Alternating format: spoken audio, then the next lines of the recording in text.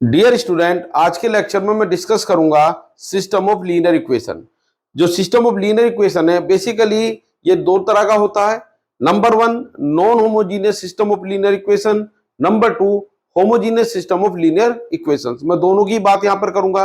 तो जब मैं एक सिस्टम की बात कर रहा हूं तो यहाँ पर मुझे कई इक्वेशन लिखनी पड़ेंगी। तो मैं इक्वेशन का नंबर लेने वाला हूं यहाँ पर m, और उसमें जब इक्वेशन लिखोगे तो उसमें रिक्वायरमेंट होगी अननोन्स, यानी किस वेरिएबल में आप लिखना चाहते हो। अननोन्स का नंबर लेने वाला हूं मैं यहाँ पर n, तो यही बात मैं यहाँ पे लिख रहा हूं। क्लियर है? तो सिस्टम ऑफ लीनियर इक्वेशंस, ये हेडिंग मैंने ऑलरेडी लिखा हुआ है। तो स्टार्ट करते हैं। Let us consider a system of linear equation. बच्चों, ये मैट्रिक्स का बहुत ही इंपॉर्टेंट टॉपिक है, लीनियर इक्वेशंस। क्लियर है? अब इक्वेशन भी कैसी है? हैविंग m इक्वेशंस, यानी जो इक्वेशन का नंबर है वो कितना लिया मैंने? m। और इक्वेशन कैसी होंगी? ऑब्वियसली लीनियर ही होंगी। Having m equations and n unknowns, और अननोन मैंने कितने लिए यहां पर? n। ये मेरे लिए बड़ी इंपॉर्टेंट चीज है कि how many equations and how many unknowns. तो इक्वेशन मैंने लिया है यहां पर m, और अननोन लेके चल रहा हूं मैं n। एक सिस्टम लिखता हूं मैं यहां पर। मैंने यहां पे लिखा, पहली इक्वेशन लिखी a11 x1, a12 x2, a13 x3 up to a1n xn equals to b1। तो मैंने यहां पर इक्वेशन लिखने का ट्रेंड कुछ इस तरह रखा, जैसे मैट्रिक्स हम लिखते हैं ना m बाई n का मैट्रिक्स, तो जो उसकी फर्स्ट रो है उसको तो मान लिया मैंने कोफिशिएंट, और x1 x2 xn क्या हो गए हमारे? अननोन, और राइट हैंड साइड में एक कांस्टेंट जिसका नाम है b1। इसी तरह अगर मैं दूसरी इक्वेशन लिखूं तो एक ट्रेंड जो मैंने सेट किया है कि फर्स्ट रो में, जैसे मैट्रिक्स की फर्स्ट रो होती है उसके जो एलिमेंट्स हैं उनको मैंने कोफिशिएंट की तरह यूज किया है। तो सेकंड इक्वेशन में सेकंड रो जो है मैट्रिक्स की, उसके जो कोफिशिएंट हैं या जो एलिमेंट्स हैं उनको मैं एज ए कोफिशिएंट यूज कर सकता हूं। तो सेकंड इक्वेशन इस हिसाब से क्या बननी चाहिए? a21 x1, इससे याद करने में आपको आसानी रहेगी। a22 x2, a23 x3, और ये आ गया मेरे पास a2n xn equals to b2। इसी तरह तीसरी equation a31 x1, a32 x2, a33 x3, और ये मैं लिखता चला गया a3n xn equals to b3।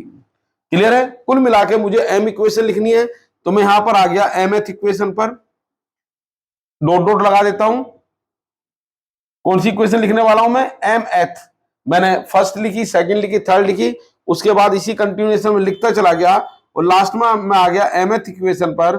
यह आ गया am1 x1, am2 x2, am3 x3, और ये जैसे हम लिखते चले गए तो लास्ट में आ गया amn xn इक्वल्स टू, और ये लास्ट में बनी मेरे पास, ध्यान देंगे, bm।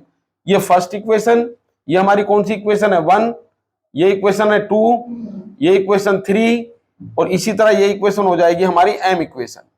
क्लियर है? फर्स्ट इक्वेशन के राइट हैंड साइड में b1, सेकंड के में b2, थर्ड के में b3, तो ऑब्वियसली mth में क्या आएगा? ये bm। बात क्लियर है? तो यहां पर कितनी इक्वेशन है एक बार और लिख देता हूं।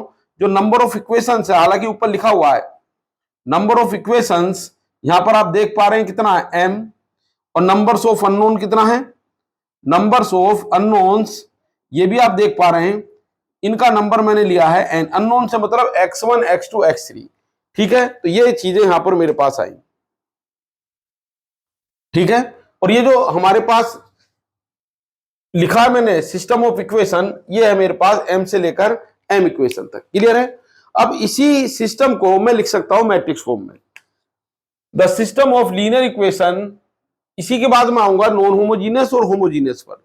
The system of linear equations, system of linear equations can be put in matrix form. आप इसको मैट्रिक्स फॉर्म में भी लिख सकते हैं। मैट्रिक्स फॉर्म में लिखने का क्या तरीका है? ध्यान देंगे, मैट्रिक्स फॉर्म में लिखने के लिए आप इसको लिख सकते हैं ax इक्वल्स टू b, इस टाइप से लिख सकते हैं ax इक्वल्स टू b। या एक काम करता हूं, पहले मैं इसको मैट्रिक्स फॉर्म में लिखता हूं, बाद में इनको नाम देता हूं a और ax और b। तो ये जो सिस्टम है लेफ्ट हैंड साइड, इसको मैं लिख सकता हूं, ध्यान देंगे, मल्टीप्लीकेशन ऑफ टू मैट्रिसेस, यानी A11, A12, A13 up to A1n। ये कोफिशिएंट जो मैट्रिक्स है हमारे पास, सॉरी जो कोफिशिएंट है अननोन के, उनका मैंने एक मैट्रिक्स बना दिया। फर्स्ट रो हमारी तैयार हो गई। सेकंड रो में आ गया A21। आप लिखना जानते होंगे वैसे इसको, लेकिन फिर भी मैं इसको डिटेल में लिख रहा हूं क्योंकि ये टॉपिक मुझे कंटिन्यू रखना है। मैं इसके सॉल्यूशन भी आपको बताऊंगा नेक्स्ट लेक्चर में। A21, A22, A23, A2n, next A31, A32, A33 और ये आ गया A3n, और इसी तरह ये आ गया मेरे पास AM1, AM2 और ये आ गया AM3 और लास्ट में बना ये मेरे पास AMN। क्लियर है?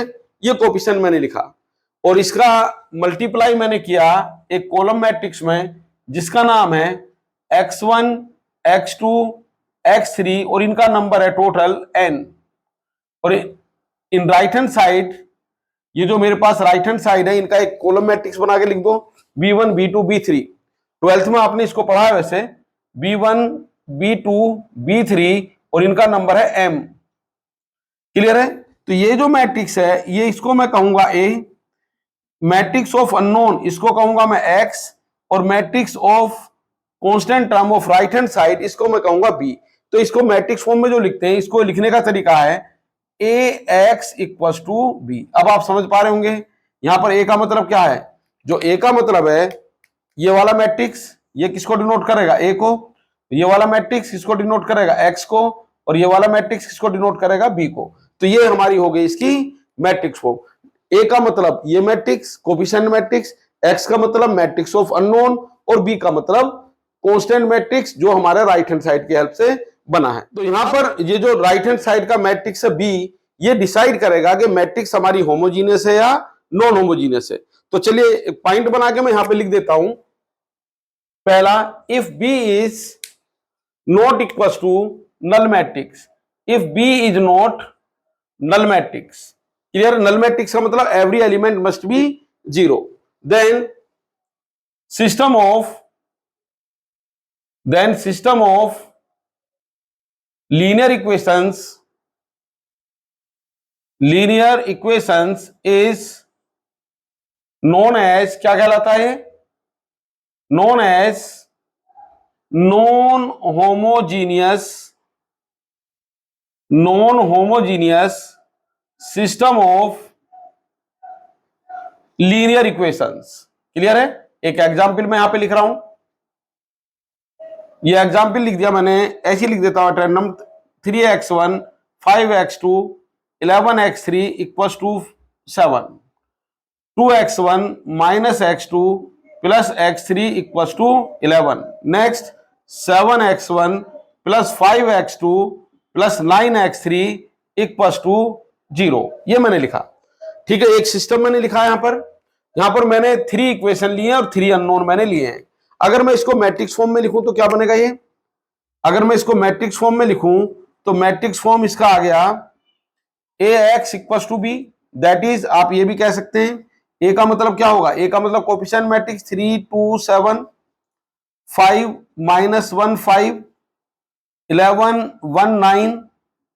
X का मतलब क्या हो गया यहाँ पर X1 X2 X3 और राइट हैंड साइड में आ गया ये मेरे पास 7 11 0। समझ पा रहे नहीं, ये B1 ये B2 और ये B3, ये X1 X2 X3 अननोन्स यानी X, और A का मतलब इनका कोफिशिएंट मैट्रिक्स। क्लियर है? ये A, ये X और ये B। अब यहां पर मैंने देखा हियर B जो है वो क्या है, here B is 7 11 0 which is not equal to null matrix. ये नल मैट्रिक्स तो नहीं है, यहां पर B का मतलब नल मैट्रिक्स है। क्लियर है? सॉरी, यहां पर जो B लिखा मैंने क्या लिखा, not equal to null matrix. तो ये जो B है ये नल मैट्रिक्स तो नहीं है, इसलिए इस सिस्टम का नाम क्या है, ये हमारे पास है non homogeneous system of linear equation. अगर राइट हैंड साइड हमारा नल मैट्रिक्स नहीं है तो हम उसको नॉन होमोजीनियस कहेंगे। फिर होमोजीनियस किसको कहेंगे, बड़ा सिंपल सी कहानी है, ये इसी में चेंज कर देता हूं मैं। इसी में मैंने चेंज किया और मैंने यहां पर लिखा if B equal to null matrix. क्या लिखा यहां पर, B equals to null matrix, then system of linear equation is known as, known हटा देता हूं यहां पर, तो ये कहलाएगा हमारा is known as homogeneous system of linear equation. अब ये जो राइट हैंड साइड है, चलो यही एग्जांपल मैंने रहने दिया और राइट हैंड साइड में मैंने लिख दिया यहां पर 0 0 एंड 0। क्लियर है? मैट्रिक्स फॉर्म यही रहेगी, लेफ्ट हैंड साइड यही रहेगी, अननोन मैट्रिक्स यही रहेगा, लेकिन ये जो बी है यहां 7 की जगह आ जाएगा 0 और यहां पर जो 11 था उसकी जगह भी क्या आ गया 0 और ये B3 मतलब एक तरह से B1 0 B2 0 और B3 0। तो यहां पर जो बी बना आपका वो क्या बना, बी हमारे पास बना 0 0 0 जो कि नल मैट्रिक्स है। क्या है? Null matrix. देयरफॉर इस सिस्टम को हम कहेंगे homogeneous system of linear equation. तो स्टूडेंट ये छोटा सा लेक्चर था, मैंने इसमें बताया आपको what is the non homogeneous system of linear equation and what is homogeneous system of linear equation. Next lecture में मैं डिस्कस करूंगा working rule of non homogeneous system of linear equation और वहां पर मैं आपको 3 क्वेश्चन भी सोल्व करूंगा। मिलता हूं नेक्स्ट लेक्चर में। Thank you very much.